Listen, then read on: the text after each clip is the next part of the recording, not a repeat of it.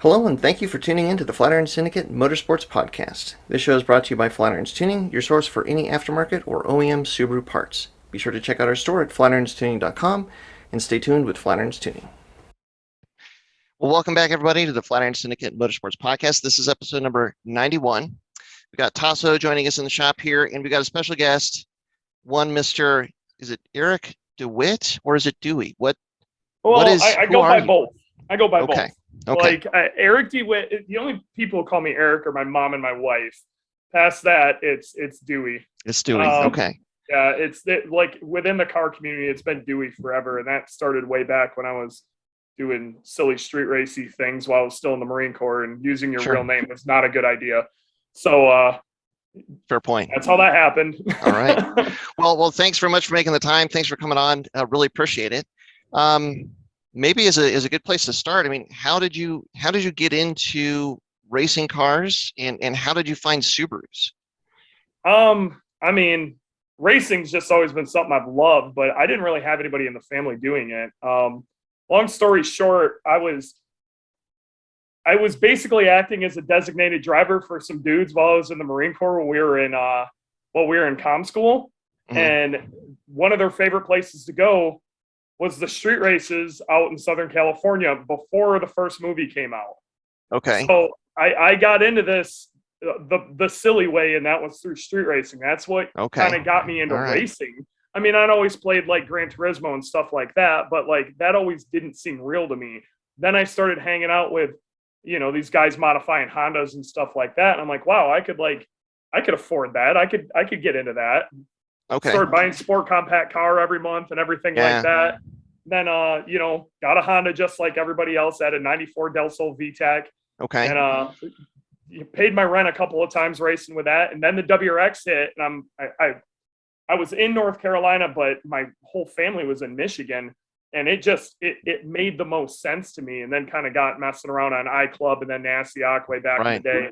And So then let's just talk about time frame. So you got into cars, sounds like very late 90s, early 2000s, and you were Yes. already still involved when the WRX landed in probably, I think it was I late was involved 2001. in cars. Then the WRX, they started talking about it in 2000. Then in 2001, we got the 2002 model year. Yeah. So when all like the reviews and stuff were coming out for that in 2001, it got me. I'm like, this is what I need in my life. Yeah.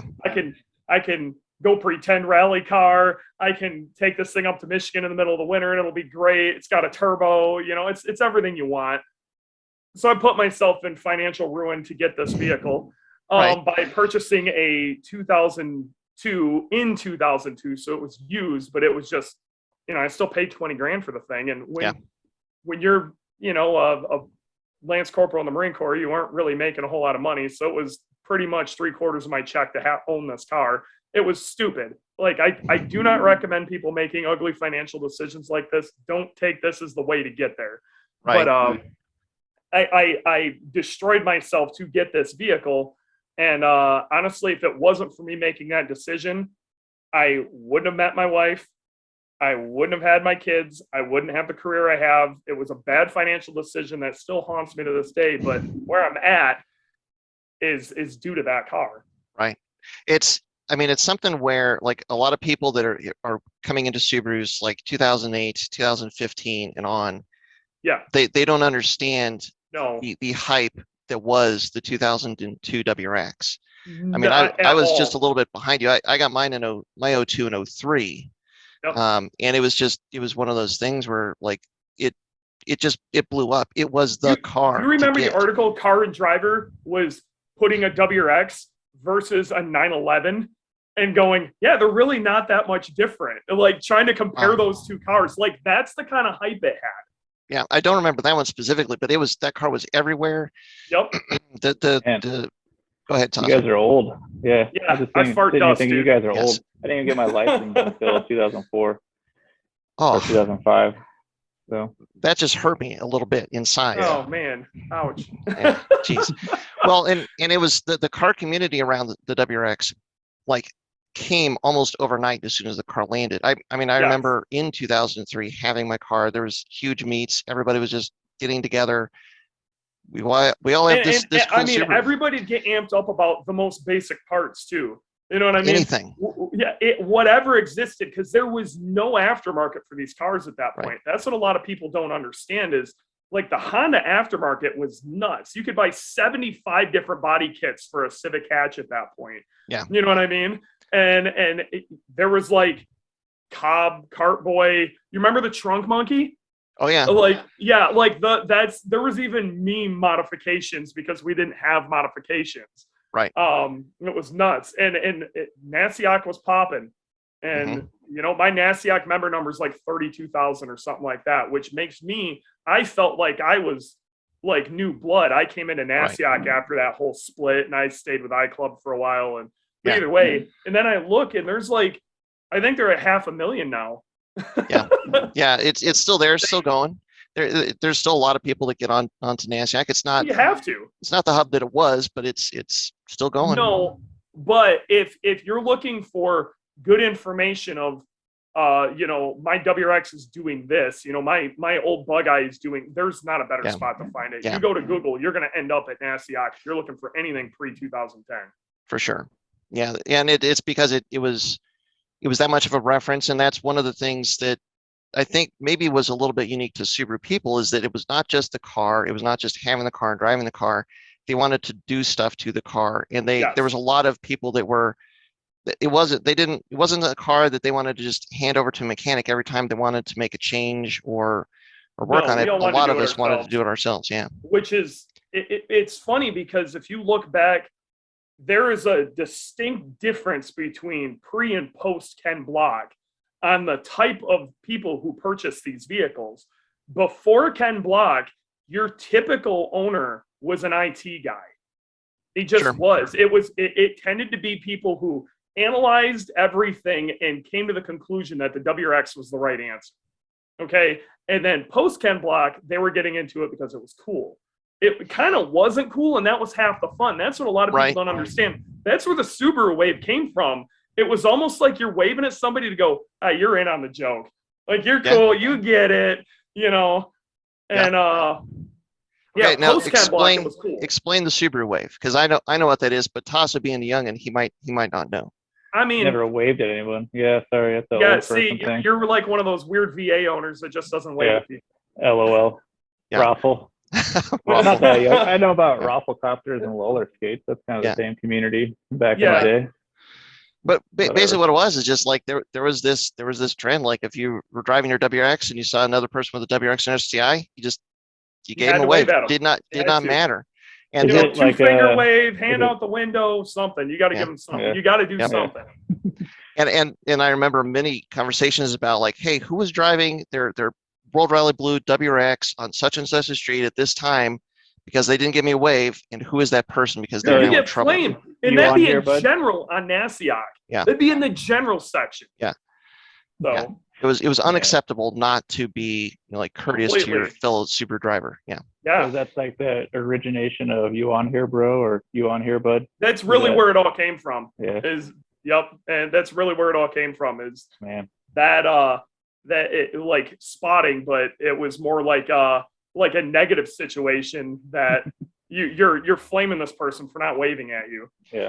Well, and to be fair, by and large, the majority of the community was all engaged with it and was participating in it. I mean, there was a huge Subaru community, and there still is, but I think that it was that quick establishment of that community that has made Subaru what it is now today. Like that connection for Subaru owners is.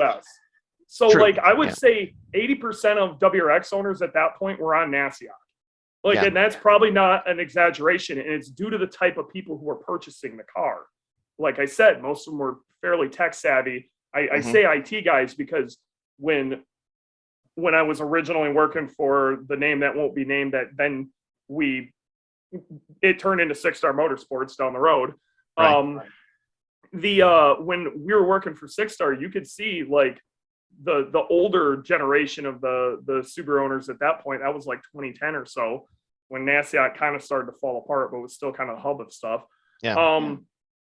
The older generation, they literally were all IT guys. Most of my old school Subaru friends they have something to do within the tech field. With IT tech, yeah. Yep. There was just something about the car, the technology research being internet based. Like if you were a computer savvy person, there was a very good likelihood that something about that car was going to appeal to you, be it about the car itself, it checked all the boxes. It was fairly quick. It was all-wheel drive. It was 4-door. It was turbocharged. It got decent gas mileage. Yeah. It did everything you needed to do.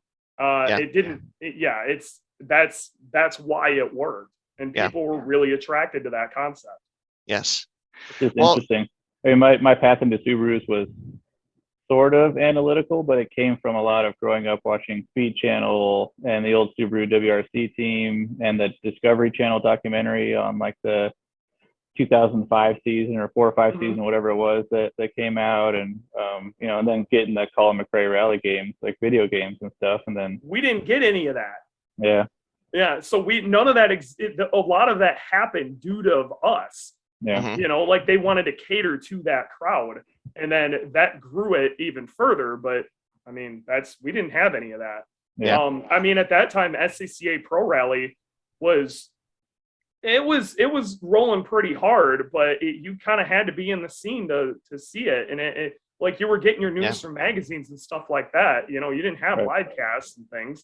You might get lucky and catch the 2 a.m. showing of the half an hour cut down thing for SCCA Pro Rally. But, I think that was on Speed. Yeah, it was the 30-minute recap of WRC. Yeah. And I mean, you mentioned it, Gran Turismo. I mean, that was kind of the feeder, because I think Gran Turismo 1 was 97. And 96, 97. Yeah, like 2 was huge because you had like 50 different WRXs you could play with, Yeah, and that car was a fun car, it was a fast car there, but it didn't exist here, and that's what people wanted. And there was some Subaru people that had GCs that were trying to build cars or importing engines, but it was small, but they were out there. And then once they kind of opened the gates, I mean, I remember the story being that Subaru was surprised that the WRX, to the best of my recollection, the WRX sold out the first 2 years of production in 02 and 03. And they didn't expect that. They didn't expect it to go like that. They didn't think we wanted a turbo 4-cylinder because we were so chest beating on V8s. Yeah. But what they failed to recognize is the cultural impact that the Fast and the Furious had on the general psyche of the nation. It became this like you could drive imports in California or near New York, but like then it became cool to drive imports in Kansas. And that changed everything. So that, because that was 2000, is that right? That was 2001. 2001, right? And if anybody wants to argue with me on this, they're wrong. And that is, our entire industry exists due to that movie. So I remember that. Tasso, boy, you didn't even have your license yet. Did this movie have any impact on you? So at the time, I was into like 4-wheel drives, and I grew up with a Land Cruiser that I still have today, and it was my second, but whatever, kind of first car. And so I was into cars and stuff, and so it was either watch the Power Block Saturday and Sunday at 11 to noon or whatever it was when it came on, whatever channel it came on with, like whatever that was, Trucks TV with Stacey David or whatever, watch that or watch Fast and the Furious or Gone in 60 Seconds. And that was like, I had a buddy, his dad had like a Mustang, and so we'd go and hang out at his garage and look at the Mustang or whatever, it was, even though I wasn't into imports, I couldn't drive yet, stuff like that, it was still an iconic movie even for me. And I still watch it to this day. I drag all the guys at work, like, hey dude, we want to watch, let's put on fucking Fast and the Furious. The first one sucks. First one is still, I think now it's the best comedy ever made. It's so good. Well, yeah. The second one is great for quotability though. So find a better movie. Maybe Step Brothers was better for quotability, and that's about it. Empty, I said drop it, All right, not so sure, Bilkins. Here's an interesting trivia for anybody. Fast and the Furious was actually a remake. Go back. There's a movie called No Man's Land, starring Charlie Sheen and D.B. Sweeney from, I want to say, 1986. Oh, no. That Fast and the Furious is basically, it is the exact same story, but except it's all about Porsches. and That's the movie you're gonna quote, and you're not gonna call. You're not. It is a direct knockoff of Point Break. I'm not saying it's a Point Break. It's not. It's not that quotable. I'm just saying Fast and Furious was actually a remake. But the interesting point there is like it didn't take off then, but it was because it was on high-end cars. I think that Fast and Furious took off because it was showing and highlighting a segment of the car culture that was unknown to most of us. Give me a quick second. Yeah. I don't want to lose my camera, and I'm about to. I didn't realize I didn't get a power. So what's this? You said No Man's Land? No Man's Land. Yep. I'm gonna have to check that out. I'm looking it up right now. I don't know what like copyright laws are on podcasts too. If we quote too much Fast and Furious, do we owe them money? I think they owe us money. I think. I mean, they. Yeah, at this point, I think they cost owe us a lot. I don't see it. All right, I think I'm good. Charlie Sheen and 1987. Sure enough. Oh, it's worth a watch. I might have a DVD that you could borrow. You might be dating yourself with this one a little bit, even more than before. Yeah. Oh man. Okay, I could see it. I'll watch it. Oh man, literally, it also has people also search for Fast and the Furious. Yeah. But then also Drive, which is not right there. Also, with a car movie, really. I'll tell you this: like the craziest thing watching No Man's Land is like the plot points. Like it is the story of Fast and the Furious. Do they like let it him is. know in the end? Yeah. Do they do the whole surf off into the sunset thing? Boy.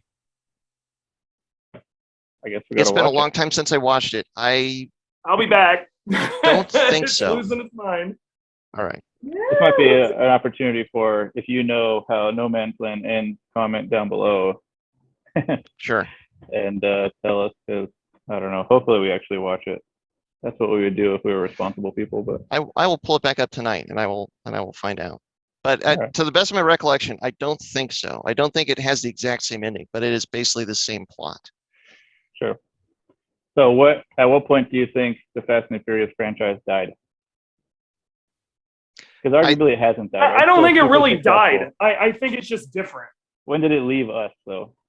Well, man, I don't want this to be all about Fast and the Furious. I think that when it became like too ridiculous. To me, my favorite one is the third one. I think that is Which one's the third one? That's the one. We can all be wrong. Tokyo Drift. Yeah. Because it's like it's the most. I think it's the most non-farcical representation of what could be car culture, and then from that point on, it just got kind of insane. And like, I can't remember which one it was where they're like driving with modified Chargers that are dragging giant bank safes through town. That was too later. Yeah. Yeah, I mean, even before that, they're like blitzing through tunnels and the Mexican-American border and stuff like that. And right. Take it easy. Take it easy. It's like it went away from car culture, and it became like like summer blockbuster shenanigans. Yeah. Like it's like the cars were superheroes, and the drivers were superheroes, and it was not tethered to reality anymore. I agree.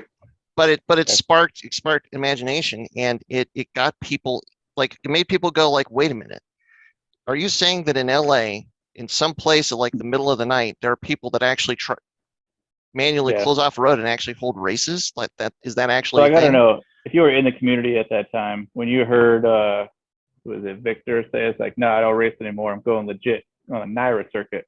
Was that actually like a circuit you guys knew about? And the Nitrous circuit or whatever he was talking about wasn't, but it was the wasn't it NIRA or whatever. There was a legit drag racing circuit that was stepping up at that point. That I think Nopi was sponsoring. Yeah, and then at that point, like import drag racing actually started getting kind of serious. Yeah, like there was some big money that was getting thrown into a lot of this stuff. Too much money, honestly. The same thing happened to Time Attack right after that. Like Time Attack exploded in the late 2010s. Like huge money was getting thrown at it. They had an NBC Sports like slot, and Redline was going nuts. And they had all these crazy ideas they were going with. and you know, they were bringing over Japanese teams and all sorts of stuff. It was absolutely crazy. And then like it all came crashing down because there was nothing behind it, and they kind of lost what the concept was behind it. What was there like a video, an event, something like a initiating spark or whatever for Time Attack getting that same kind of Well, attention? it kind of what ended up happening. I mean, the import industry was already moving. Drag racing kind of became uncool, and then like you had the magazines which ran what was cool and what wasn't. So basically, Super Street, Sport Compact Car, they were all screaming, "Go to the track, go to the track, go to the track," and Super Street was pushing Time Attack hard because we kept seeing these insane cars in these magazines. And Sport Compact. Yeah. Sport Compact Cars, Super Street, and Turbo were all pushing these like Looney Tunes, like Time Attack builds, you know what I mean? And we started seeing these in the magazines, and we all wanted it. And that's kind of where it came from. You can't leave out drifting, because drifting came on the scene about the same About time. the same time. And I think that the drag racing focus got shifted into drift, and then there was I think there's a little bit more of a correlation. It's a stretch, but if you stretch a little bit, there's more of a correlation between drifting and Time Attack, at least from the spectacle and the type of car. I agree with you. And so there was a little, I think that kind of fed into the Time Attack a little bit, like is where the Time Attack was trying to get. Well, also when you look bit. at the cars, if I go, because I still have some old Super Streets here, you'd have one of two things that were on the cover. The reason I say Super Street is because honestly, at the time, they kind of dictated what the car culture, at least the import car culture, was about. They were documenting the car culture for sure. They really were, and some places, in some ways, steering it. So they, you know, you'd have signals, like drift car on the front, you know, and it had a wing and it had some basic aero and whatever. And then within that, you'd have a Time Attack car or two, or it'd be the other way around. You'd have a Time Attack car, and then you'd have a couple of different drift cars. It's just what these wild builds, especially coming out of Japan, were looking like. We were doing drag stuff here, but after, like, we wanted to do more, the whole JDM culture pushed us to want to do whatever Japan was doing. And at that time, it was really hot in the Time Attack and drifting. And drifting and Time Attack, all these cars that are being shown in these magazines, those were the bleeding edge. That was like the fastest. That was like the edge of technology of what could be done. And those were the cars were pushing the limits. Yep. Yeah. And it was still are to some extent, right? I mean, look at World Time Attack right now. Yeah. I mean, so arguably right. You get into the world of motorsports, and sure, Formula One is just batshit crazy with technology and all this kind of stuff, and even endurance championships and stuff nowadays. But you know, for the amateur motorsport person, right? Is there a more bleeding edge? I mean, because I would say the Aussies have taken that crown as far as bleeding edge of Time Attack at this point.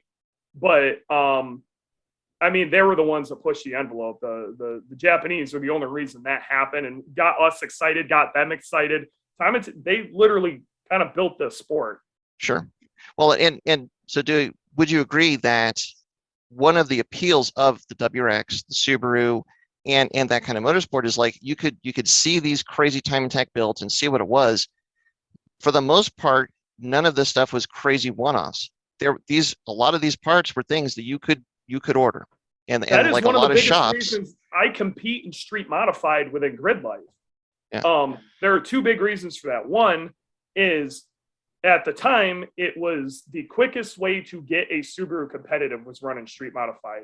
But two, everything that I was doing was relatable to my customer base, and it made sense. And if you look at street mod cars now, they look like unlimited Time Attack cars of 10 years ago. Sure. But it's relatable. And that is one of the cool things about this is you can look at my GC, and even though it's pretty heavily modified, you could see a GC. You know what I mean? If you look at a lot of the World Time Attack cars right now, you're going to have a hard time seeing what that is. They look like spaceships now. Right. But you look at my car, you look at the unlimited cars 10 years ago, even if you look at like the Cusco Tomei, you know, the one that Tarzan Yamato was driving around, you could look at that and go, that is a Hawkeye STI of some sort. Yeah. I mean, it's highly modified, but I can see it, you know? Yeah. The differences were underneath the hood. It wasn't necessarily in the body appearance as much because Arrow hadn't gone I mean, if you completely really bananas knew yet. when you got close to it, you could see where it was, but a lot of it wasn't one-off. Like my car definitely isn't one-off. My car is something you could build in your garage. Right. You just need a really sharp Sawzall blade. Okay. I hear they sell those at a lot of different places. Yeah, those are easy to get. Half of my car is Home Depot, and that is not a joke. Yeah. Yep. Well, you can go a long Sandbox. way with ingenuity and in a good hardware store. That is for sure. Yes, you can go Well, a real long way. I mean, I think so. The kind of the DNA that like launched Subarus and got a lot of us, except for Tasso because he was too young, into these cars was like seeing all these spectacles, but it was attainable. A lot of these crazy Halo cars, like it was not something that would be impossible for you to build in your garage. All right, so Dewey, when did you get into racing? How did you make the decision to get into racing? And I've been an enthusiast forever, and I was kind of big in the Subaru drag. I'm not even going to say I was big. I was enthusiastic about the Subaru drag racing scene. Okay. Maybe I was locally hated. I don't know. But you break a lot of stuff, and honestly, it was just an easy way to go compete in some way, and street racing did not make any sense. And I knew that. Fast forward a little bit later, I was working for a company called TH Motorsports. They were sponsoring this event called Gridlife. So they had me come out to work this event, and they're like, "Hey, you got some free tickets if you want to go. You want to go on track?" And I'm like, "Sweet." You know, I'd been to an HPD or two, but I'd never been to a Gridlife event. And I went out there with my wife's 05 STI. I basically threw some EBC yellows on, which are not good track pads. Please don't do this. EBC yellows on and a basic E85 tune, and went and had a great time for the entire weekend. And then I was like, "This is great. Let's do this again." So me and my buddy being Graham of Boosted Performance Tuning, who is my tuner, he co-drove with me that weekend. Then he brought his car for the next Gridlife event. So we both went out to that. So we did the rest of the season doing HPDE. Had a killer time, and we started comparing our times to where our cars would fall within Time Attack. We were right there. So we're like, you know what? Let's do Time Attack next year. That is how fast this happened. Like wow. I'd proven that I was quick enough. I had proven that I was safe. I didn't feel, and at that time, Time Attack was still, at least within Gridlife, was basically HPD with transponders. Keep track of time. Due to, there were some fast guys way up at the front, but we weren't planning on being in Group A or whatever. We realized real quick that we were fast enough to party in Group A. Graham ended up going on to win Street Mod that season and set off this arms race within Street Modified. I tried like hell to make this car work in Street. It wasn't going to happen with a rule set that existed at the time. I'm happy to see Josh Hulka went out there and we found a formula to make that work. But so I was pretty competitive within Street, but where it really went nuts is I got a tumor in my head. It's called an acoustic neuroma. It basically grows off your balance nerve. And this came out of like nowhere. I was already planning on building this Street Modified car to come play with Graham, and I had a GC, and I was starting to put some stuff together, and I got this tumor. They had to cut open the side of my head. I got this awesome scar right here, and it was kind of traumatizing, and it makes you look at life quite a bit different. And I'm like, screw this. At any point, I could get taken off this damn planet by a tumor that I don't smoke, I don't drink.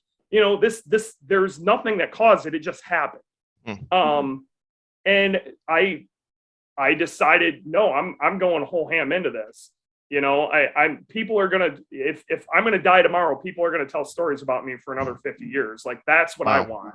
So I threw everything I had at getting this car. The second I could stand back up, I got this car up, and I threw everything I had at it.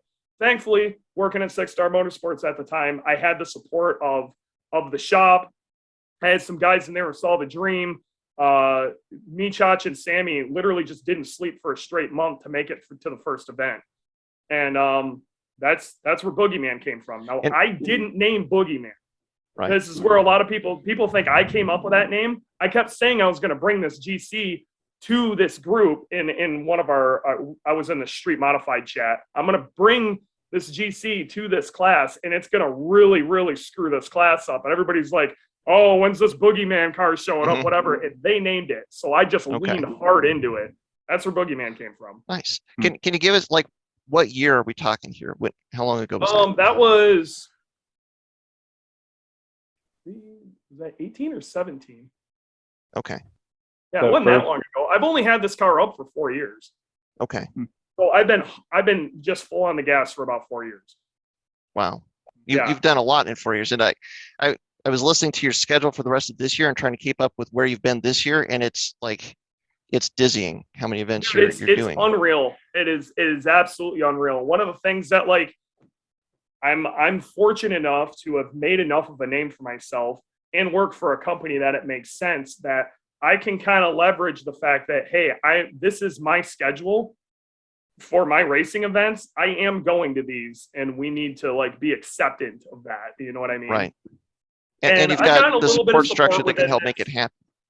They especially on the like the engine side and the labor side of prepping the car and stuff, IAG's been fantastic. And before that, Six Star was helping me too. Within the shop. I mean, the Six Star logos are still on it until we redo the livery. So, I mean, you can see that. But this is up here. I've got 2 seconds and 2/3. Jackie Ding keeps screwing me up, ruining my life. But we're gonna catch him. I got something for him. Well, so that's one of the questions I want to ask you, because so you finished second, you finished third. I think at Mid Ohio you took second. And Jackie Ding in Street Mod is the car in his Supra. Is the one to beat. Yes. Did you hear what he did? Well, maybe it's just the two events. I'll just tell you the story. He's at Global Time Attack, right? Yeah. He's at Global Time Attack, and he's winning by like 5 seconds, like complete blowout. And he sees I'm creeping up on his record, and he hits me up on Facebook, and he goes, "Hey, you see, you're getting pretty close to that record." And I'm like, yeah, I gotta, you didn't show up to this event, so I gotta try to keep you honest, And he's like, I could always just drive out. And I'm like, So this is your Mid Ohio, but the competitor in me and the Time Attack like fan in me, that is such an insane move. So he's in New Jersey at this point. We're in Ohio. Yeah. He drives his car overnight from Ohio or from Jersey to Ohio. Gets rained out his first session and resets his already existing record by about a half a second, and on the very last session. Jackie's turned about 8 trillion laps there, and he is an incredible driver. I let it totally get into my head and screwed up, but I didn't have anything for that record. I could have beat his old record, but I wasn't going to beat him that day. So I need to invent about 2% more performance is what I'm looking at right now. And I think I know where that's at. But yeah, that story is just fantastic. Jackie just like crazy. Happens. I mean, that's going to be a movie at some point. It should be. How could it not be? That's crazy. Well, and so that's one of the things I wanted to ask is like, so you have that experience, and how do you come back from that, and what is your steps to like analyze what happened in the weekend and decide like, okay, what is the next step? What is the change? The thing about Time Attack, in to a certain degree, is you have to really concentrate on yourself, because you're going as fast as you can go. So what I'm looking at is the record, whatever the record is, whether it got reset or not, and how far back are we, and how much. That's why I say 2%. It literally is about 2% performance I need to find. 2% doesn't seem like a whole lot. 2% is a ton in this game. When you look at Gridlife Midwest, we're all separated by a half a second. Okay, in a minute 40 lap, we're separated by a half a second. That's, if you look at that, it's literally like a half a percentage of performance. Yeah. 2% is a lot. Now, there's a lot of different things you can do to get 2% performance.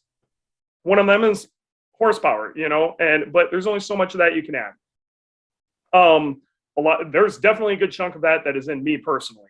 There's probably 1% of that performance that is on me, and I am man enough to admit that.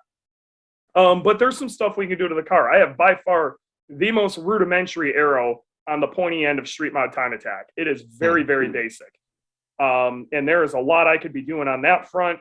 I still have some, I'm still setting up this car from when we did the drop knuckles on it, which don't even get me started on that. But Okay. man, I could argue for days on why drop knuckles shouldn't be allowed in this class, but to win this class, you need drop knuckles.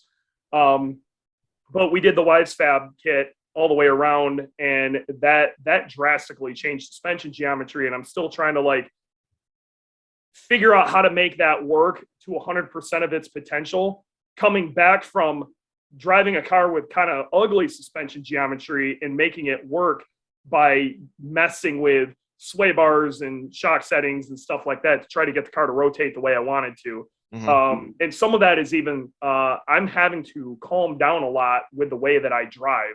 My former ass out approach is no longer the fast way because the car handles like a touring car now. Don't get me wrong. Sometimes you got to put the old boot in it, but it's helping a lot.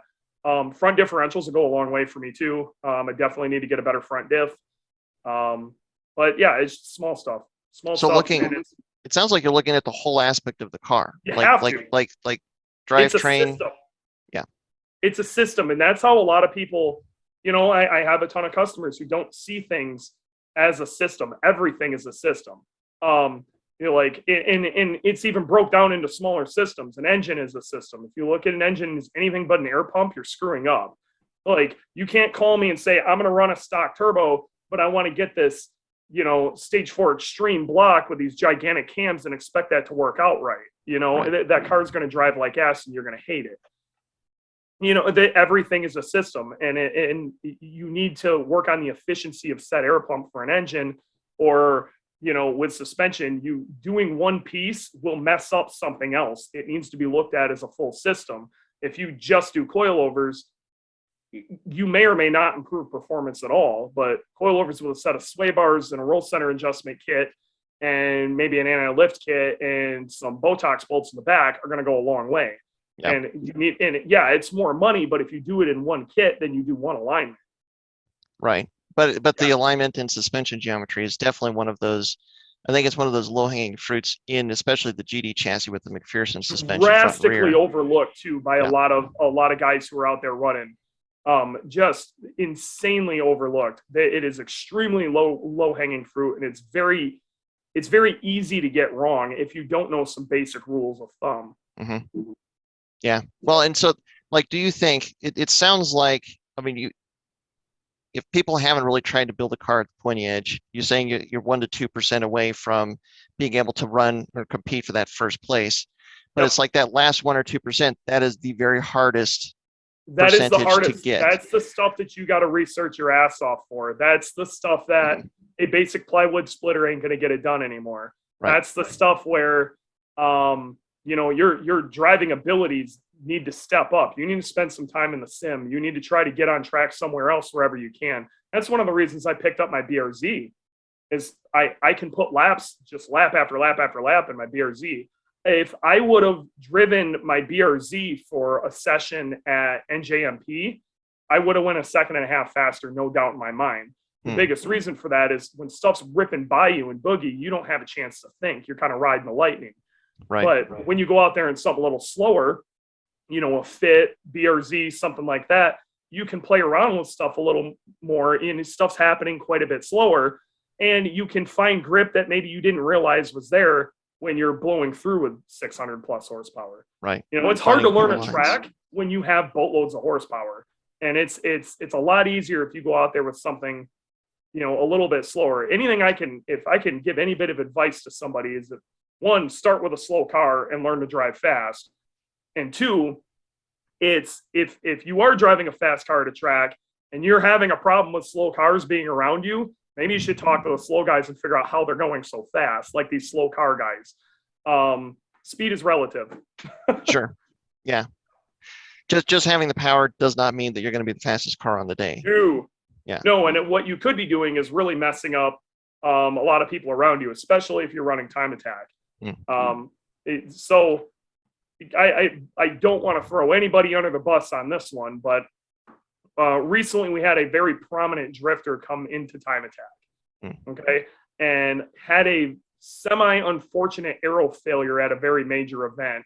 So the car went fast and then it didn't go as fast. Then unfortunately, when it went fast, it put him in a position that landed him right in the middle of the street modified like field that was trying to go for the victory. And some laps were ruined, some tears were made, you know, whatever. And he this last event we went to really got the car sorted out, you know, used his mirrors correctly. Everything was great. Did a great job. You got to learn somewhere. Just one of those things, like if you were to get into time attack, it's a lot of times better, no matter who you are and how experienced you are, and how good of a driver you are, because this man is an extraordinarily good driver and has sorted this out since then. So I don't want this to be like a slight on him at all.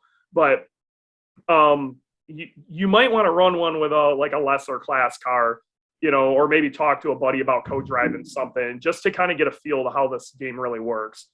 Well, and that's because, if I'm reading this right, is that the car that sounds really good? Does it sound really good in real life too? Glorious. Oh, man. But again, the nicest dude you ever met. We had a great conversation at Lime Rock about it all. Awesome guy. It's just, you got to learn the game somehow, you know, and he had already been doing other motorsport stuff and immediately picked this up. It was just an unfortunate situation. And it's the most extreme example I can think of off the top of my head.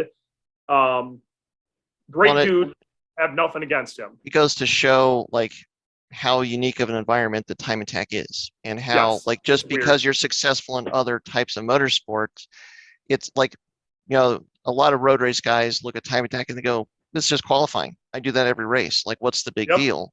It's like, well, it's there's a little bit more to it than that, and and that kind of goes to show. Especially when you're talking like bleeding edge cars, anything street mod up, because you are going out there with a car that you 100% can trust to go out there and do what you're going to do when you're qualifying.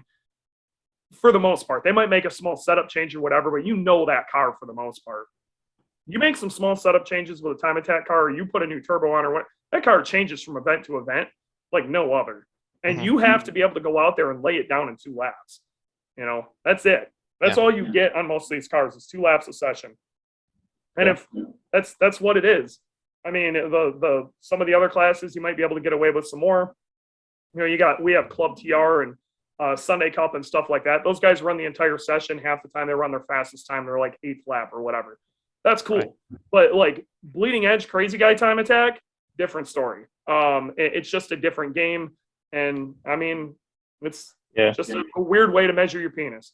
If you want another reference for like how much like track dynamic stuff, not that I'm a big time attack guy or road race guy in any way, right? But look at Formula One and like the onboard audio, like team radio communications, and how often they're complaining about, you know, during practice or qualifying, slow cars. Oh, he was in my line. What the hell is this guy doing? Thinking he's here and stuff like that. And these are professional FIA super licensed drivers, right? And these cars are all very equally matched too. Right.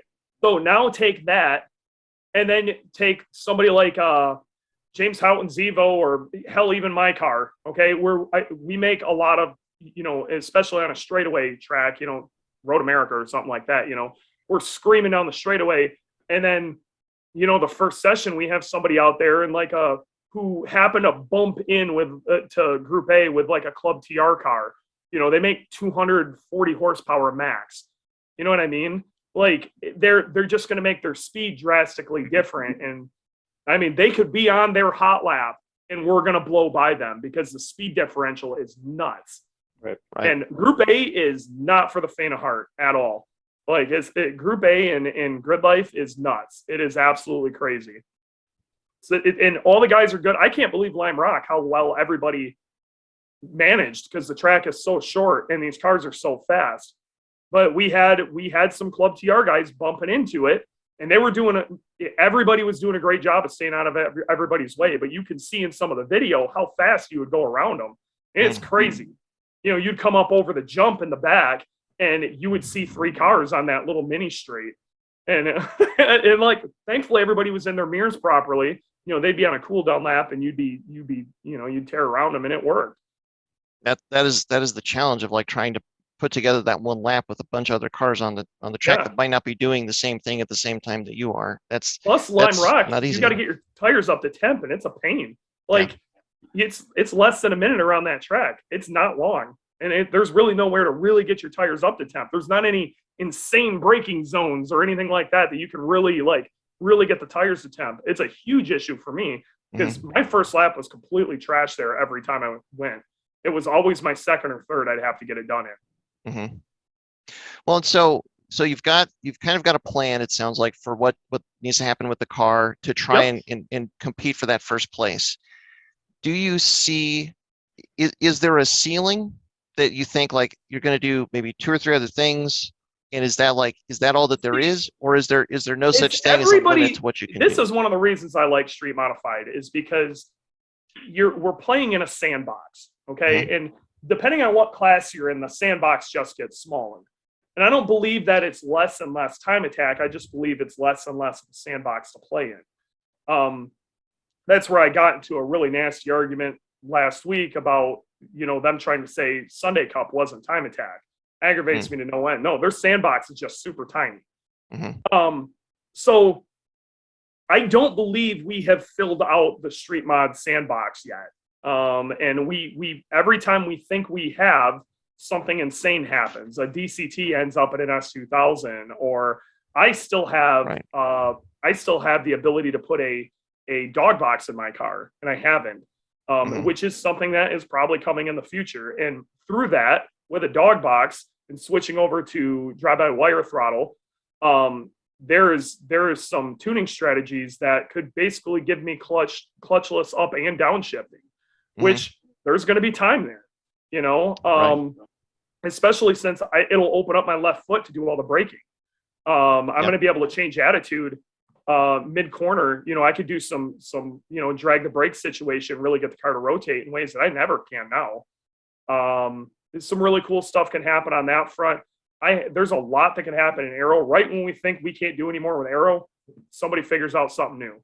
You know what I mean? And the limiting factor we thought was going to be the tires, and then you have companies like Falcon and Yokohama, where 200 treadwear no longer means 200 treadwear. They just lie harder. Right. In Falcon's case, 255 is not 255. Let's just be real. That should be a set measurement. It is not. Right. Well, and so talk about Street Mod versus the more unlimited classes. And when you're talking about Sandbox, you're talking about the rule set. Yes. So unlimited is unlimited. Unlimited is pretty much unlimited. You got to start with a VIN car. Right. You have, but you're allowed to run whatever tire you want, basically whatever aero you want, and you can chop a good amount of the car up and get away with it before they kick you into super unlimited or whatever. You can really eat that thing alive. But what you're saying is all over the place. But you like having a rule set that is not so open-ended, that has a little bit more of a structure to it, and then trying to work within the structure of the rule set. Because it forces you to become inventive in the way that you're going to make your speed.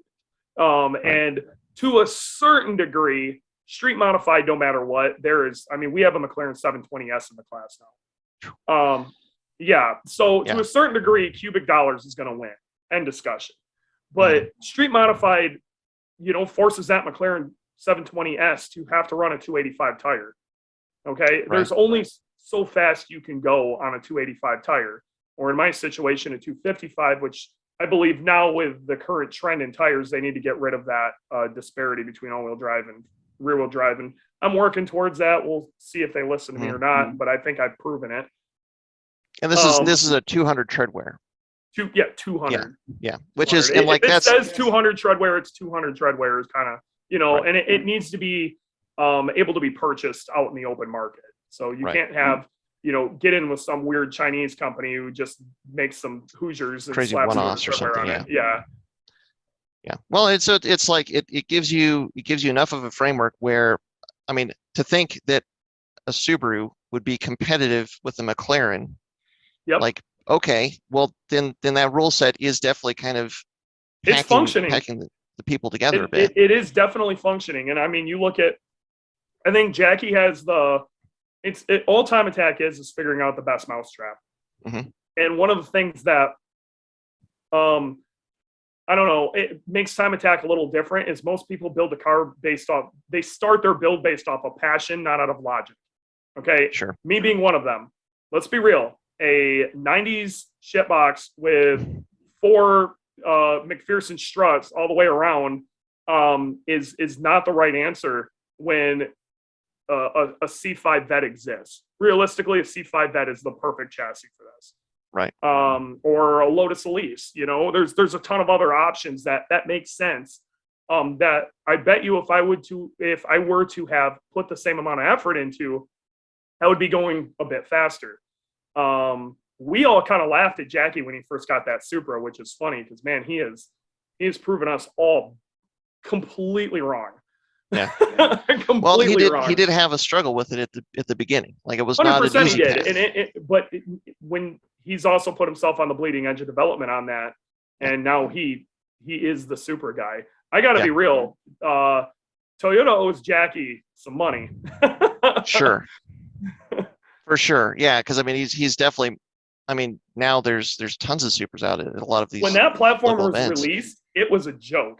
Like literally nobody was taking it seriously. And even for the first year or so Jackie was driving that car, nobody took it seriously. And then Jackie started winning, and I guarantee he had something to do with Toyota sales on that. I bet you could see when he started winning, more people picking them up. Exactly when they started to move those things. Yeah. Well, I mean, it's maybe on a higher level, but it's like the Subarus. Like once you figure out what the Achilles heel of the platform is, and you figure out solutions for it, then all of a sudden, that unlocks the performance, and then now the car goes in ways you didn't think it would from the factory. My biggest struggle with the Subaru has, obviously been the engine. And my Achilles heel was at one point I was putting 4 engines a year in this car. Wow. And that is a struggle, especially when this is a grassroots thing. And don't get me wrong, I was getting some help with it, but I wasn't getting a lot of help with it. And what was dying on these motors? Mostly bearings. And that was even with the dry sump. It was mostly rod bearing issues. And long story short, and I'm not trying to throw any, just different approaches with machining. And once you get that sorted out, a lot of those problems go away. I don't have those problems anymore. The last engine related issue I had something to do with my heads. My bottom end has been solid, which is insane. And I probably shouldn't say this at this point in the season because I need this thing to hold out, but it's been super solid. And same boat. I'm in the same boat. Just knock on whatever wood you can find. Just knocking on anything. Yeah. Yep. There you go. There you go. But it's been solid, but that took a lot of development to get it there. And there's a reason I stood by hardcore on I'm gonna run a 2-liter. Even when I moved to IAG, they really wanted me to. They liked the idea of me running the 2.5, but even they were asking, why aren't you just running why aren't you running our 2.5 versus the 2-liter? Why do you want this 2-liter so bad? And I am still hardcore in believing that the rod ratio is better at high RPM. It's going to help it out. And even versus like a D-stroke 2.5, the rod ratio is the same there, right? I thought about looking into something like that, but I really like my nice 6-cylinder walls, and I like the fact that my version 8 heads just bolt straight to it. And I got to be real, Subaru did some things right back in the day. I don't think they're doing it quite right anymore, but they definitely did some stuff right back in the day. And it's hard to question that. Even a company as large as IAG, where we have some really insane equipment, we don't have OEM levels of equipment. Right. We can fix a lot of what they missed or didn't do, but Subaru really cared at one point. I believe they really don't give a shit about the EJ at this point. So you're we're still fixing a lot of open deck then? If you're trying to I'm say closed OEM deck. kind of stuff. Okay. Yeah, I'm closed deck. Okay. Yep, closed deck, thin mains. It's a version 8 crank, so dual drilled. But yeah, it's pretty basic. Big head studs, the Firelock head gaskets, the stuff we do on all our big power stuff. Sure. Okay. What all the standard stuff. It's the basic geometry of the 2-liter that you think. Yeah, the basic OEM. geometry of the 2-liter. You've got a little less of a piston throw around too. Right. You know, and it's just, that's why my red line is 9,200 and I shift at 9 and I use it every time. So, I beat that engine. Yeah. Well, that's what one of the things I was going to ask is, do you like kind of the power band that you get with the 2-liter like that? So it's high revving and it comes on later versus something like the larger displacement where it's more my mid-range tuner focus. Graham was I made him a believer immediately. When we first tuned my car, my setup was almost identical to his. Same turbo, essentially the same intake manifold, you know, same header, everything else. Same injectors. So these cars couldn't be any closer. Same cam. The difference was he was on a 2.5, I was on a 2-liter. I made 2 more peak torque than he did, and I had an extra 1,500 RPM to play on top, but I lost 500 RPM down low, which didn't mean anything to me because I hooked it up to a short ratio trans. I don't give a shit. So my power band ended up being bigger. My area under curve was bigger. And my engine was happier, a high RPM, which is where you're going to hang out in time attack anyway. The car gets started up to beat on. I don't give a shit what this thing feels like down the road. If you're driving street light to street light, or it's a daily or something like that, if you're sub 500 horsepower, I got to be real. There's really not an argument for a 2-liter anymore unless you want to have a 2-liter. We've ironed it out, okay? But if you're going to be over 500 horsepower and the gearing makes sense with what you're trying to rev to, and like the math, everything I mathed out was for Gingerman Raceway. All I cared about was going fast around Gingerman. It worked really well everywhere else, but it's going to work perfect for Gingerman. And this was the first year I got to use that 9,200 RPM and not worry about this thing nating all the time. So I could hold it in the gear I needed to, and ended up cutting 3 shifts out of a very short track for me. And that is huge. That is absolutely massive. So it sounds like the RPM range and then the gear ratios, the transmission, those are the 2 key pieces of the puzzle that had to work together. Yeah. You mind sharing what your ratios are too? I don't know how much I'm just using version 9. It's just a version 9 gearbox. It's nothing fancy. So the JDM ratio gears. 3.9 final drive and stuff. Yep. Well, technically that's a 3.54, but all 6 speeds you know what I'm saying. Yeah. 390, but yeah. Okay. Cool. Yeah, that short ratio 6-speed, if you can rev that way, I mean, all of a sudden, like, it feels really short if you're just shifting it at like 3,500 RPMs, but then you wind it out and then it changes dramatically. The setup didn't make sense for me until I had 9K to play with. Right. I had to have 9K. In years prior, we were having to limit it to 8,500 or so because of, you know, small issues. Even with the dry sump, we were running into some like oil pressure issues at weird areas and things like that. That problem's gone now. So how key of a piece of the puzzle is or was the dry sump? Like, if for keeping oil, I think I could get away with it with a wet sump now, but the technology at the time didn't exist. One of the problems, especially with Gingerman, is turn 9 in Gingerman is this extremely long left-hander, high G. Then you bounce into this right-hander that's also kind of off camber, another high G. Then you go ripping down a straight after you basically just starve your engine of oil. And it just eats bearings. So we were trying, again, there weren't a whole lot of pan options out there that had good baffling. Now there's 2 decent options out there. If our pan existed at that point, I would have ran that. Okay. And I'm pretty sure I would have been fine because a lot of my competitors are running that and holding together now. And through the logs, you can see that they're maintaining oil pressure. But before, I dipped to like nothing through there. So I was eating engines left and right. And that was even in the non-aero comp. That was in my 05 STI. I learned a lot from that. I only ran 1 event, and that was Gingerman without a oil pan, without the dry sump. And that was with just your typical off the shelf prior to having good baffling oil pans out there on there. And I was having oil slosh issues and almost lost water due to that. Going back to that point, have you always logged oil pressure? Have you always had like a standalone or some method to log oil pressure?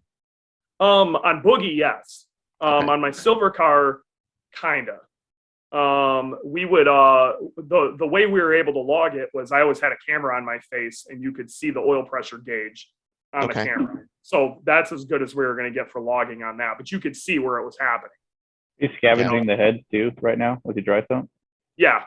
You are? Yeah. Okay. The daily kit pulls from the heads too, which is real nice. I actually got a leak off of one of those right now. I got to fix, but data and the ability to it's capture everything. and record data is one of the things like in like definitely the last 10 years, maybe even last 5 years has gotten way better. I would say last 5 years for sure. When I first started in this, especially when I was driving the silver car, the closest thing you were getting to data was they had like an aim solo. You know what I mean? Right. And they really weren't pulling anything from engine data other than what they could see on their access port. Now, like, people are jumping to standalone just so they can log everything. They're doing it for the logging alone. And then you can set up fail safes to no end. I really think like track cars are going to get better due to Cobb having to take a step back and that no longer being an option for a race car. I believe track cars are going to get better because they're going to be forced to use better engine management now. Yeah, no, that's a fair point. And we should be able to log all this stuff. And I think due to that, we're going to end up getting better product due to that because we're going to have data to back a lot of this up. Well, that's why I asked, because it's like if there's for some reason I think there's a hesitation to try and get data on certain things. Like there's and a comfort in not knowing sometimes. Oh, for sure, like, especially when you're releasing a product like that. I totally understand. I just mean like you as a racer. Like if you're going out there and sometimes you don't want to know. Yeah, and believe me, I one of the unfortunate realities of being able to monitor all these things and so setting fail safes on all these things is it has ruined a few of my laps. Just this past weekend, I was up a full half second, came around to the last corner, and as I was coming to the last corner, it hit my limp mode. Like I pissed something off. Right. And I'm not sure. I think it was air intake temp is what I hit that time, which is going to be a real good time when I'm up in Colorado by you guys. But air intake temp was what got me that time. Sure. And well, it's in it because what it can amount to is something like where you go to an event, you drive the car, you drive it back onto the trailer. It was a good event, and you think everything's okay. But if you have the data, then sometimes you go back and you look and like everything was not okay. I got lucky like 4 different points on this track, and now you have this thing where you drove the car all weekend, you drove it back onto the trailer, but you now have this problem that you probably need to address, even though you had a good weekend. And it goes to that reliability. You know, if you don't have the data to know what is going on, then you don't have the ability. Or when it even happened. Like you could have hurt your engine at Gingerman, and then you go to a different event, from that corner I was just talking about. Your engine could have been starved of oil repeatedly, but then the bearing actually goes at the next event. And you're like mad about, like, I don't even know what happened. My oil pressure didn't even drop. It was fine. Well, actually, it dropped at the last event. And you did that thing in, and it was hanging on by a thread. Right. And to a certain extent, that data and being able to kind of like really, really actually pinpoint and figure out what the problem is, where the problem is, what is causing the problem to occur. Yep. Now you gain the pieces of the puzzle to actually be able to address it. Yeah. Whereas if you don't have like you're saying, I have a camera that is looking at my oil pressure gauge, and you can try and sync, like if you've got an out-of-car camera. It's never going to be right, Right. And I agree with you. At least it's better than nothing. It's way better. It's better than nothing, and most people have nothing. And let's be real. When you're blowing through turn 9 at Gingerman, your hair's on fire. Okay, if you're doing that corner right, you're on the edge of adhesion and a slight drift, foot to the floor, and praying to God you get that car set up correctly for 10, so you don't shoot off into the ditch. Okay. Right. So you are not looking at air fuel. You are not looking at your oil pressure. You're not looking at any of that, because if you are crashing or you're going extremely slow. Okay. So if you want to win, you can't stare at that stuff.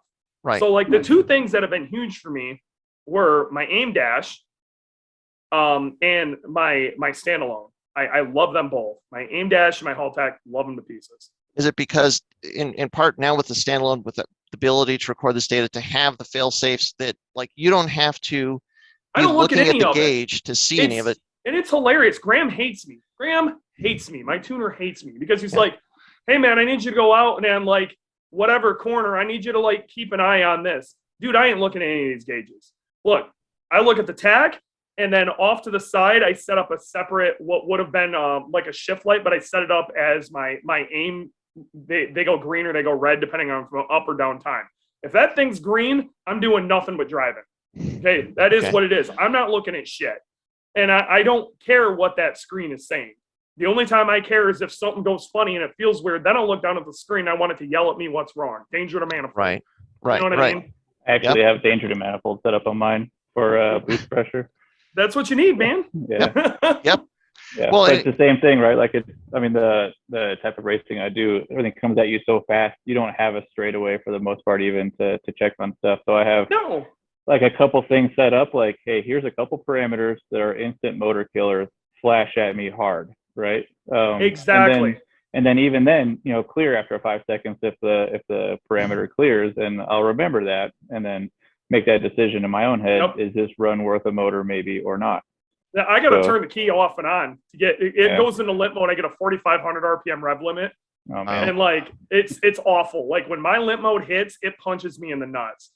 So mine set. No racing happened after that. Mine are set to clear as long as the parameter clears. So like I have, like, for example, coolant temperature, if it hits 220 or whatever like that, my RPM limit comes way down, boost, timing, everything changes, right, and stuff like that. But like it'll do that for like a little bit. I'm like, come on, okay, it's clear, let's go, right? Yep.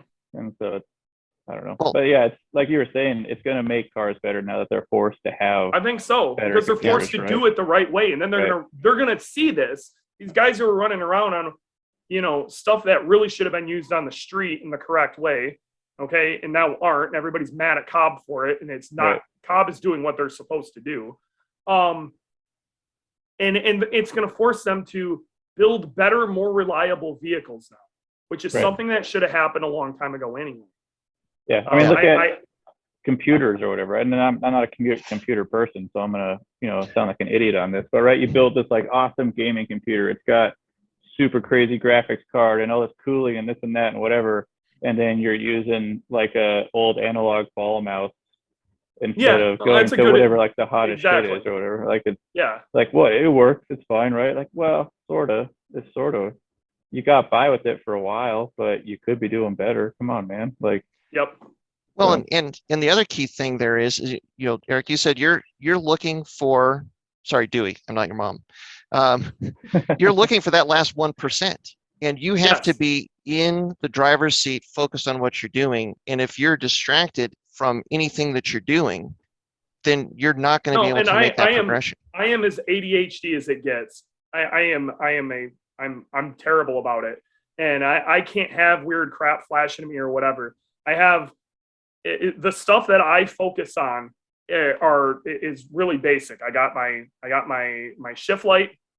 I've got my timing light that I glance at every once in a while, and then I have we set up this LED that is insanely bright if I have an ABS failure. And I take a look at that if I'm coming down I'm coming down mid Ohio coming into China Beach, and if your ABS isn't there, it's going to be a problem. I'll glance at that, but it's middle of the day. Believe me, you will see it. It is crazy bright. Those are it. I can't really look at anything else, because if I do, like I'll get distracted. I'll be thinking about the wrong thing. I'll miss my turn in. Everything's happening so fast in this car that you have to be on the seat of your pants. Like just hair on fire, seat of your pants. Would you say topic too much? But you have ABS? Is that like a class requirement, or is it a motorsport like Bosch setup? Or? I did that totally by choice. It's an 07 STI unit that's wired in behind my passenger seat. We moved all the lines to put it there.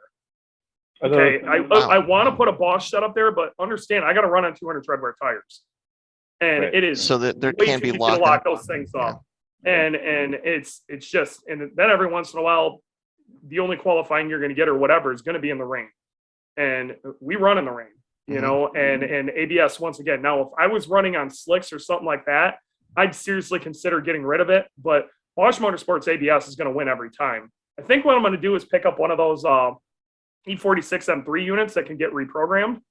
I'm thinking that's going to be my next step, because I'm not going to lie, 2-channel Subaru ABS is ass. We can all agree on that. But if I was playing around on dirt, I definitely wouldn't want it. Right. But with Do what you I'm rely doing, on it? Like on a lap, do you just stamp on the brakes and let the ABS do its thing, or is it more of a fail-safe for you? it's more of a fail-safe. Okay. Like, don't get me wrong. If I'm getting it all right, I'm going to be right on the edge of ABS. I'll probably feel a little hair, but like Do you still feel it in the pedal? Oh yeah. I would assume. Okay. Yep. And if I just get stupid with it, you'll feel ice mode real quick. Okay. But most of the time I don't have to get all the way to there. And so it makes a lot of sense, but like you feel like the 200 treadwear tires, like they're better, like they're the cheater 200s, but like Sure. it gets to the point where you're aggressive on the brake and that ABS Especially is when all play a you role. got is a 255 200 treadwear. Right. And I did Sure. 170 on the straight at Road America. I want ABS. Right. And you got a 255 200 treadwear tire that's got to be hauling all that down to a slump. Okay. And you also have to think, because I've got garbage ass strut suspension, I'm running a boatload of camber in the front. Mm-hmm. I run usually 4 to 4.2 in the front. Mm-hmm. So that is taking away from my contact patch and braking. Just is. Yep. But I'm going to make the time in other places. So is that one thing? I was just going to say, like, that I got to focus on is corner exit, not corner entry, more than anything with this car. So how much of your development of the chassis, like what you're saying here, like how long did it take you to kind of come to those realizations? Like, I really do need ABS, and like I need this camber setting for the grip in the corners, but I'm realizing that you're actually making a little bit of a compromise in the braking. One of the things that helped me was I came up through street and learned a lot on my 05 STI, what I liked and what I did and what worked and what didn't. How far is too much camber? I did all of it, and I learned a lot from that. And plus I learned a lot from seeing what worked with Graham's car and when he had his championship season. I think that was 16. So 17. Okay. Yeah. So in 16, I learned a lot from that and what worked and what didn't. RE71s were the hot tire at that point. And we learned a lot from that. And then a lot of it is it's trial and error. And what sends you off the end of the track and what doesn't. Yeah, sure. But in some ways, like that Sandbox, like you're talking about the street mod and knowing that this is the tire, this is the size. Yep. You've made corrections or adjustments to the car, to the setup, because that's the tire that you have to run. Yes. And you've figured out how to utilize it and figured out where maybe it's a little bit of a liability and how to minimize that liability. Yes. And that's one of the reasons I run like an absolutely Looney Tunes cage for time attack. My cage is probably legal for Pikes Peak. It's kind of ridiculous. I got crossbars on the top. I got extra bars in the back. My door, I've double down bars in the front. It's gusseted that's one of the reasons I can't run GTA. I've got crossbars in the side. Like it's a serious no joke cage. It's heavy. Like my car, everybody seems to think my car is like 2,500 pounds. My car is like 2,920 without me in it. Wow. Like it's a fat car, and a lot of that is from the cage. But you know what? It makes me feel good, so it's going to be in there. Yeah. Well, and if you're pushing that hard on basically a smallish tire that is not a slick, I mean, it doesn't, like I said, like if your ABS goes out, you go into a corner and you expect the ABS to be there, but it's not, and the tires lock up. Yep. Something could happen. So yeah, definitely planning for the future. Better to be able to build another car and come back and do it again. In general, some of those safety standards for the lower classes should be hopped up too, I think. I understand it creates a barrier for entry, but I will say Gridlife is doing a pretty good job of that, as far as they're about to implement something along the lines of however far percentage-wise you are off the track record, they're going, you need to have a particular, because a lot of times those street mod guys are running right up near the front now.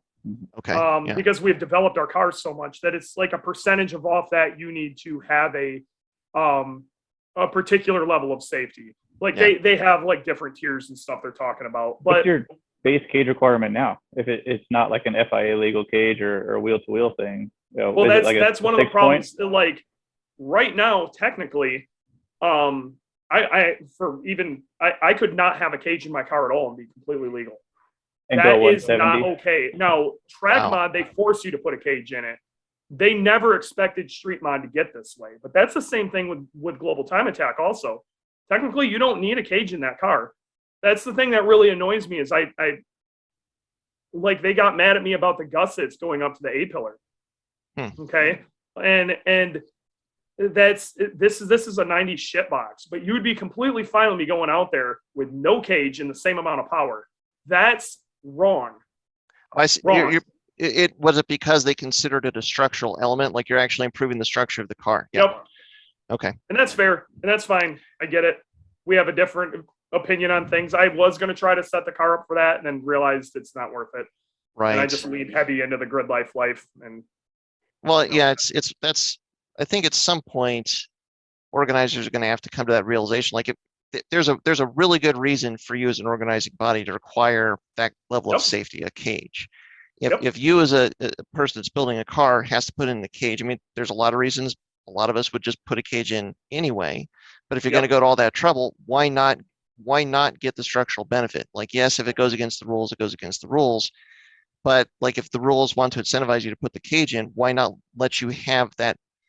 Like, that would be an incentive. Like I said, you're running a car from the 90s that's a little bit flexy. so they started doing some small stuff. Like if you put in a rear roll bar, this is something that carried over from GTA 2, you're allowed to remove your rear seats. And in some people's cases, that actually did save them a hair of weight. So you start to see a little bit of that. And then you had some people exploiting the rules where they would add like safety stuff in weird spots that would force things to be removed. Like they kind of cracked down on that, like stop exploiting the rule kind of situation. But in general, yeah, like they need to make it worth it to you, and or people aren't going to do it. And for the most part, at least at the pointy end, we've all been pretty good about we're going really fast. We don't want to die, and trying to set a good example. But it needs to be mandated in some way. You know, if you're running out of the pointy end of this class, you need to have some form of cage. And even if you're comfortable with the amount of risk that you accept for yourself, you know, be a good steward for your organization. Because even if you're the one that dies, you don't have to deal with it. One fatal accident obliterates a sanctioning body. You know, like it could completely destroy look what it. happened to awful happens, SCCA Pro Rally is gone because of it, right? Like that's a perfect example. You know, and one of the things that happened at Gingerman even was due to how fast we were going in Gridlife, they actually put up a safety fence and stuff on one of the corners because it was going to get bad there. So it's actually forced the venues to step up their game because we started going so fast. Right. Man, do you think, I mean, there's something that's really cool about being at the pointy end of the class and figuring out all these solutions to make the cars that fast.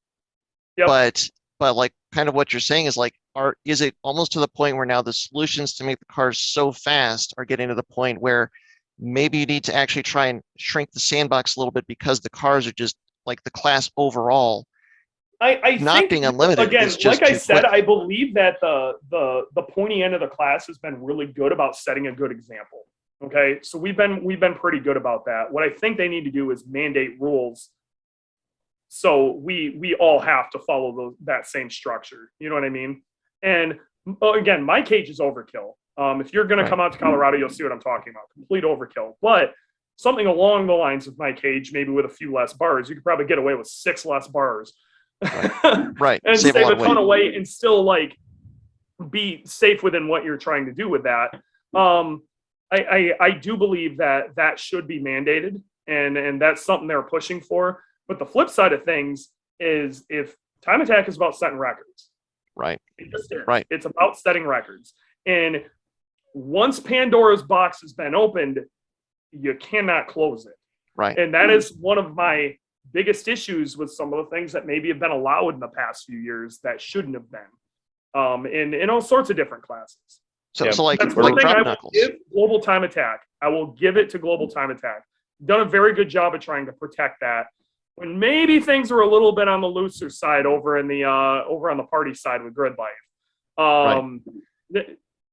Some of the Pandora's box awful, end of the world things fortunately didn't quite come to fruition the way some of us thought they would. but once the box has been open, you can't close it. And we're facing that right now with the hill climbs too, where we're proud of our open rally class rule set, right? Where essentially must be recognizable, has to have safety equipment, displacement limits based on force induction or not. You don't even have to stick with the same motor manufacturer. It's the same drivetrain layout, but move it, put a, P56 and a V8 as long as you meet displacement requirements kind of thing, right? Sure. But so what happened is somebody went and interpreted these rules and then back half their Subaru, and essentially it's a tube chassis car from the rear seat back now. The suspension pickup points are in the same spot.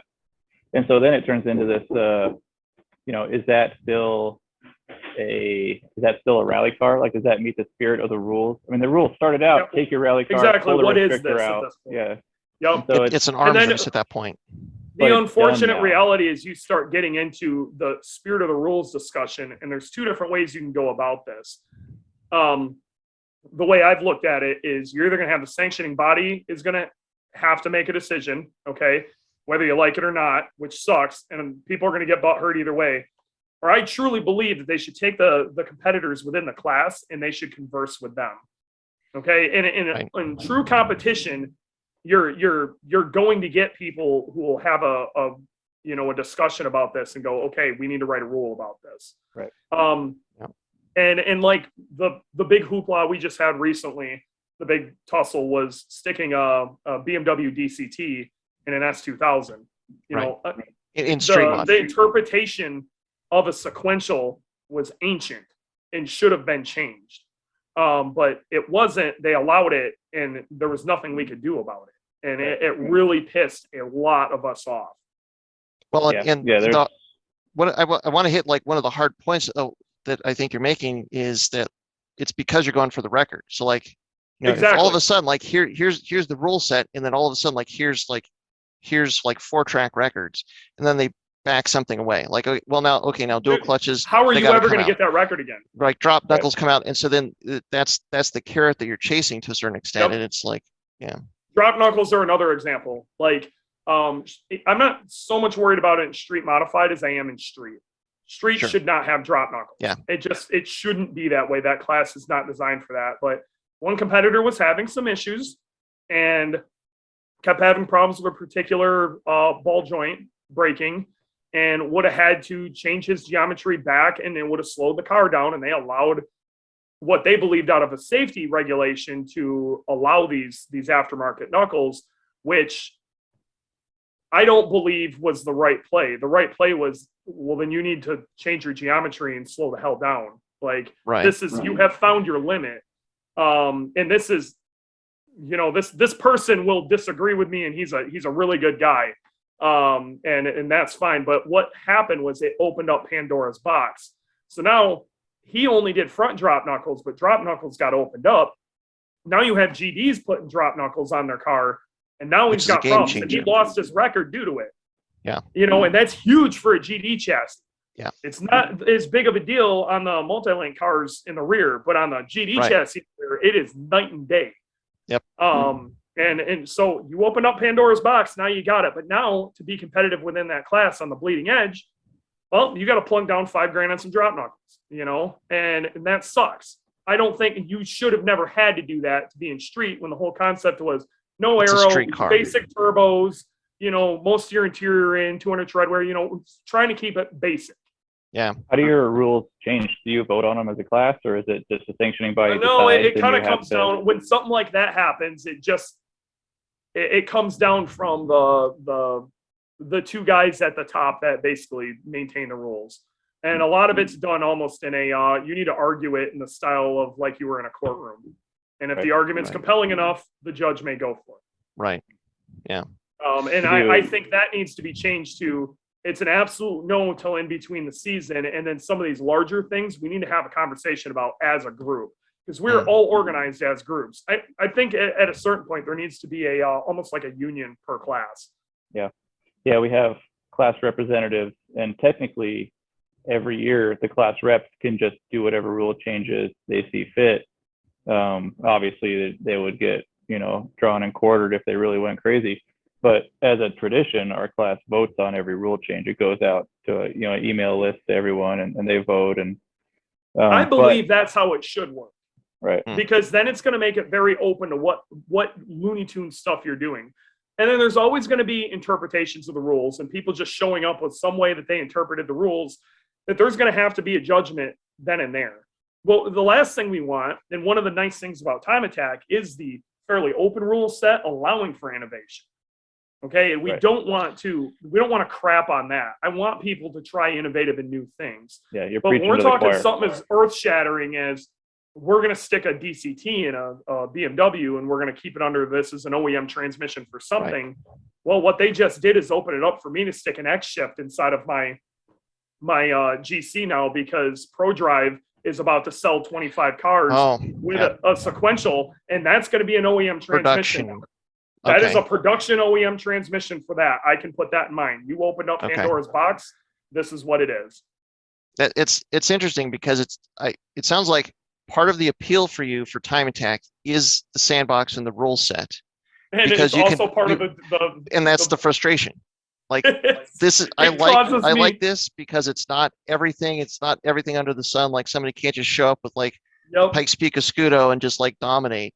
It has to kind of fit into this rule set. But then like somebody makes this change to the rule set, because like when you're talking about the DCTs, we had a conversation about that a couple episodes ago, where it's like, well, that really sucks how, because there's a guy at Pikes Peak, Tim Hardy, that runs a BMW, and he switched and he put in the BMW DCT into his car, and that's going to be a total game changer for him.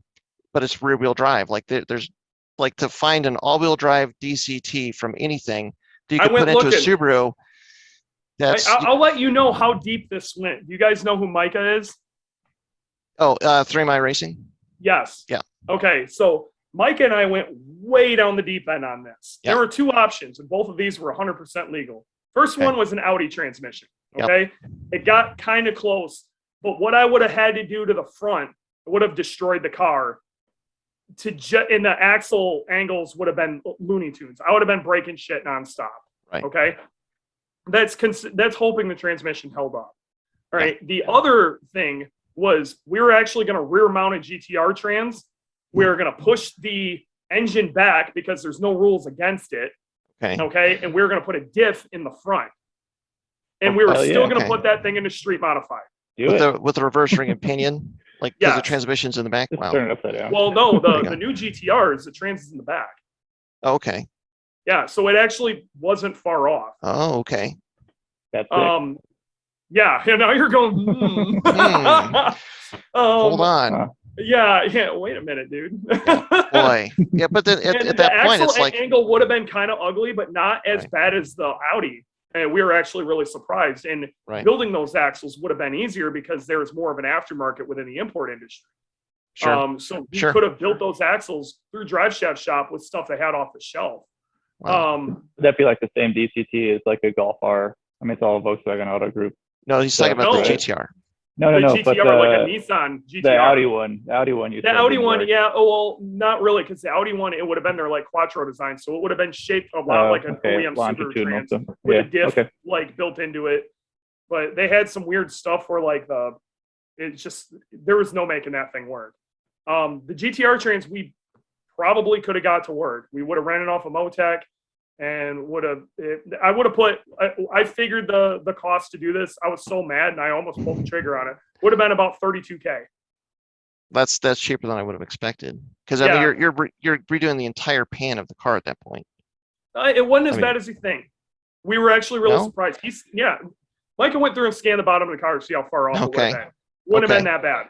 Okay, there would have been some hard dents. I probably could have did it with the old orange hammer from Harbor Freight. It would have been some stretching hard hammer hits, but we would have got close. So you're saying hard hammer hits all of a sudden? This is attainable. Where's the motor? Is this rear mid in that orientation, or is there technically it would have been front mid? It would have been like because the front axle would have had to been ahead of the engine, right? You'd have to move the engine back enough to get the diff in front. So we would have had perfect 50-50 weight distribution by the time it was done. And a lot more weight in the back, which is one of the difficulties with Subarus too. If I ever decide to go build a track mod car, this is probably the route I'm going to take. We did a lot of research on it and how it would work, and it's not as bad as we thought. And the other person who did this was Andy Forrest, but he did it by chain driving the front axles. Right. Okay, because we were going to use a 4-cylinder, since it was so much shorter, we could actually put the diff out front. Mm-hmm. I'm in. So, yeah, I can't afford to run the car I have now, but the second I hit the lottery, shit, man. Yeah, GTR transmission in a hit GC. It big. Let's have a conversation. Let's build something real stupid. I love stupid ideas. Team Subaru GTR. That idea generator is me. Yeah. Awesome. All right. Shit. Well, we'll do it. We're way over an hour. I want to first thank you for making the time coming on the podcast with us. I think we should probably wrap it up because I'm sure you got stuff to do. And I'm actually technically still working, so I better go knock that out. yeah, myself as well. But Tasso, he's got, I don't know, some race or something that he's got to get to. I got to go back and hook a trailer, go make a mess. Yes. So. Well, awesome conversation. Thank you very much for taking the time. Thanks everybody. Are you guys coming to Gridlife Horizon Fest? It's right in your backyard. Tasso's definitely going to be there. They stick us rally guys way out in the corner, which is, I think it's a bummer. I wish we could be in and get the foot traffic and be part of the crowd with you guys. I want you to know I'm actually going to push to see if I can get some of you guys out with that night drift and see if I can get you guys to slide around out there a little bit. I would love to try that first. You're just going to go out there and throw the car around, whatever. Yeah, and Ryan Turk's going to be right up your ass, and Von Gittin Jr. will be up your ass. Whatever. You'll have a good time. People take pictures. You got a cage. I'm in. It'll be fine. Yeah. Chew up the tires. But yeah, I don't know. Man, you're making, it's We'll funny. see. Suddenly you made my heart go with nerves right now. So is it the drifting your rally car, or is it all of a sudden being like in the center of this whole show madness thing? It's more that I figure anytime I drive my car could be the very last time that motor turns. And so it's like, yeesh, I'm going to add that much more lateral stress to it. But, fuck it. Like, I'm in. I mean, it might be a little ugly at first, but if you can work that out, let me know. That would be amazing. Yeah. So is this where I plug me and then we're out?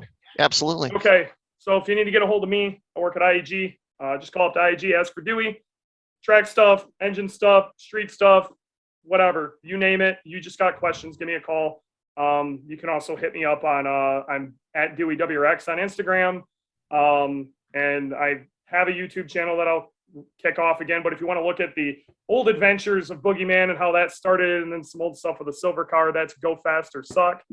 That was we had a really good time doing that, but my editor unfortunately got a job due to that channel, and now he does big stuff, and I can't edit anymore. So you're doing big stuff too, just different. You're not editing things. Just different big stuff. I'm real proud of him. He took something that we were doing and made something with it, and for sure. So he did a good job. Well, and I'll throw up links to those in the description, but I'll put up probably right at the very beginning, I'll put up links to your Instagram and stuff like that. Appreciate it. So very cool. Well, thanks, Dewey. Thanks for coming on. Thanks for chatting. We'll have to get you back on here. Maybe we'll be able to say hi at Alpine Horizon. Bring my best friend Dussix on sometime. We'll sit down and talk about driver development. He literally lives at that track, so I think you will have a chance to chat with him. But yeah, we'll get him on. He was working today and couldn't get on. We'll have a good time. So, we'll make it an interesting podcast. Indeed. Well, thanks Dewey. Thanks everybody for listening. And until next time. Guys. Yeah, until next time. And what you guys are doing here is honestly a true treasure for the community. And I hope you guys keep at it. You guys are doing the community a service by putting a lot of really great info out there. And thanks. Even though we may be on the opposite sides of maybe opinions on certain parts sometimes, you guys are the information you are handing out is fantastic, and it is an absolute service. So thank you. Keep doing it. You guys. Well, thank you very much, and it means a lot coming from you, because it's we get a lot of feedback from some people that it's been helpful, which is awesome, and to a certain extent, I mean, this is episode 91. That's a lot. That's it is. That hearing from everybody at home, that's what motivates us to keep doing this. But ultimately, we want to see more Subarus out there at the track, and we know that there are these problems. That all the stuff that we've talked about here, and a lot of all the stuff that we've talked about in other episodes, there's all these problems that everybody that takes their Subaru to the track is going to run into it sooner or later. Yeah. And we figured, okay, well, if we can get good information out there, talk about these problems, try and be a resource for people that are running into these problems, help everybody in the community solve them, and then that just means more fast Subarus out there for everybody, which is what we all and want. that's just it. And it's going to grow our community. It's already growing fast, but I want to continue to grow it. Yeah, Yep. excellent. That's the whole spirit behind the syndicate, right? Is if any one of us does better, the rest of us do better as well. So that's just with the Subaru community in general. That's why I'm really big on the whole Subarus to the top and people not tearing each other down within the same community. We already deal enough with the entire rest of the automotive community laughing at us that we need to be on each other's side, even if we're like on opposite ends of the spectrum within the Subaru community. The Subaru community, it's us versus the world. That's and right. We have to be together on this stuff. Yeah. Yep. And that's a whole other podcast, the conversation right there. Though, hey, I'm down if you ever want to bring me back on. Let's talk. All right. Yeah. Super versus the world. I like it. Yep. Very cool. Well, really appreciate that, Dewey. Really do. And we'll catch up with you again here soon. See you guys. Thanks, guys. Thanks everyone for tuning in to the Flatiron Syndicate Motorsports Podcast. Once again, we'd like to let you know that your support is what makes this show possible. Be sure to check out our online store at flatironstuning.com for any of your aftermarket or OEM Subaru parts needs.